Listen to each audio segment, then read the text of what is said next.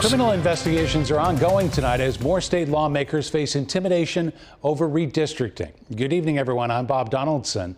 At least 5 lawmakers have now become victims of swatting, instances where police are falsely and maliciously called to their homes.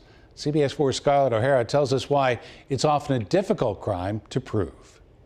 State police define a swatting incident as one where somebody with ill intention reports a false emergency, aiming to generate as large of a police response as possible at a targeted location. And so far, state senators Greg Good, Dan Dernulk, Spencer Deary, Rick Niemeyer, and Kyle Walker have come forward as targets. We've seen this happen in other places around the country, maybe once here or there in Indiana, but really here this is something new for us. Investigators can't yet confirm any connection between the threats, how many people may be behind them, or whether those perpetrators are even making the calls from Indiana. That's where the FBI comes in. I can assure you, if it goes on the federal side, whoever's responsible for this is going to be very sorry. Though Special Agent Timothy O'Malley says motives remain under investigation, this all comes amid rising tensions over redistricting. President Trump criticized Senator Greg Good on social media Sunday, and just hours later, Good says he was swatted over a false report of domestic violence. Similarly, Thursday morning, Senator Spencer Deary says police received a report of domestic abuse at his address, and there would be, quote,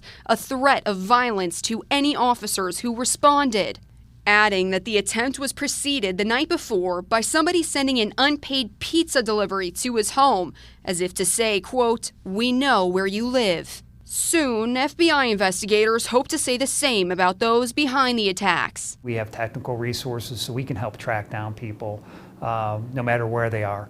If they're here in Indiana, we'll get you. If you're overseas, it'll take us a while, but we'll eventually get there too. Agent O'Malley wants to be clear. These aren't harmless pranks. They're serious crimes that could pose danger for police and targets and will be treated as such. We spoke with an IU law professor who says on the state side, perpetrators could face level 6 or 5 felonies for swatting. But federal consequences may soon reflect just how seriously national leaders say they're taking it. There's a federal statute, bill right now that's pending in both the House and the Senate for consideration that would specifically address swatting at both in terms of reports of federal or state crimes that could result in harsh federal penalties as well. State senators who've spoken openly about being targets are now condemning political intimidation tactics, while police inch closer to holding someone accountable for them. My intent, my goal is to make sure that this ends and that people understand the seriousness of it before someone gets hurt. In Indianapolis, Scarlett O'Hara, CBS 4 News.